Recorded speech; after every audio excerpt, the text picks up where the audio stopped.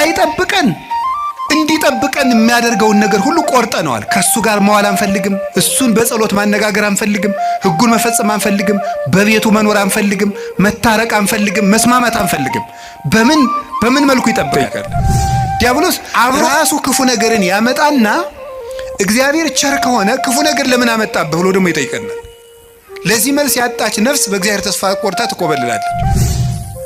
የሚረግሟችሁን መርቁ ብሎ ሰው ሚስቱን መውደድ ካቃተው፣ ባሏን መውደድ ካቃታት፣ እማምኑትን ውደዱ ተብሎን ክርስቲያን መውደድ ካቃተን እንዴት ብለን ነው አሁን ለክርስቶስ የምንመልስለት?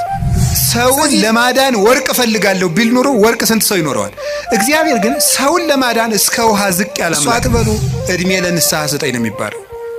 ወይ ጉድ! እንደዚህ ማለት ጌታ ሆይ ግደለኝ ማለት እኮ እንዲሁ ጸድቅ ያለው ማለት ነው። አስተካክለኝ፣ ጊዜ ስጠኝ፣ ቆየኝ እስካፈራ፣ አትቁረጠኝ ነው የሚባለው። ያለ እግዚአብሔር ፈቃድ ምን አይሾምም። እና እንግዲህ ሁሉም ባለስልጣን እግዚአብሔር እየፈለገ ነው የሾመው ነው? አዎ አይደለም?